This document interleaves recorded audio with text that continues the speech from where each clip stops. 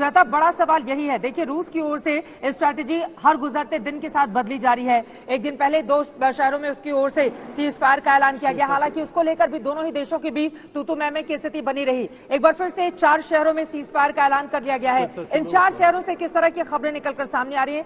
Cease fire के बाद अब लोगों को निकालने का काम, कॉरिडोर बनाकर क्या अब उनको सेफ पैसेज दी जा रही है इस वक्त? श्वेता, फिर उसके बाद मैं आपका सवाल लूंगी। श्वेता, इसका जवाब आपसे।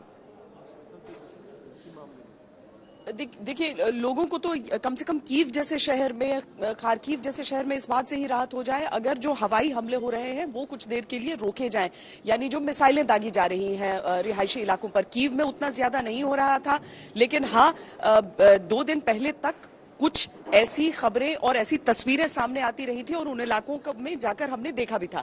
अब चित्रा, मौजूदा समय में सवाल यह हो जाता है कि ऐसे में लोग निकल सकते हैं या नहीं। रेलवे स्टेशनों पर बहुत सारे लोगों ने शरण ले रखी है। ऐसे लोग जो कहीं जाना चाहते हैं और वहां तक का या तो उन्हें सफर का मौका नहीं मिल पा रहा है या फिर जो एक बॉम्ब शेल्टर के तौर पर उस इलाके का इस्तेमाल करना चाहते हैं। सड़क पर गाड़ियां उस तरह से चल नहीं रही। अगर आपके पास गाड़ी और निकलना चाहते हैं तो भी बहुत सीमित संसाधन रह जाते हैं, क्योंकि शहर से सिर्फ 2 ही इलाके ऐसे हैं जहां से आप पश्चिम की ओर निकल सकते हैं और उसके दूसरी तरफ तो निकलने का सवाल नहीं उठता है, क्योंकि उन इलाकों में भीषण युद्ध चल रहा है।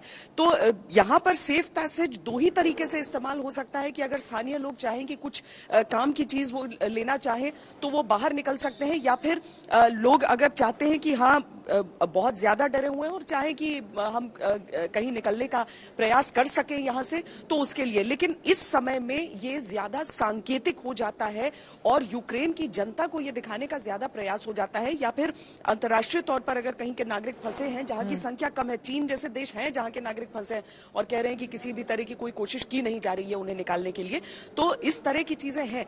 पर कीव की घेराबंदी या कीव पर आक्रमण का खतरा इससे खत्म नहीं होता है, क्योंकि आसपास के शहरों में कम से कम जो पूरब का इलाका है, कीव के जो पूरब का इलाका है, वहां पर छोटे छोटे शहरों को, जो सबअर्ब्स हैं, उन सबको, इरपिन जैसे शहर को निशाना लगातार बनाया जा रहा है।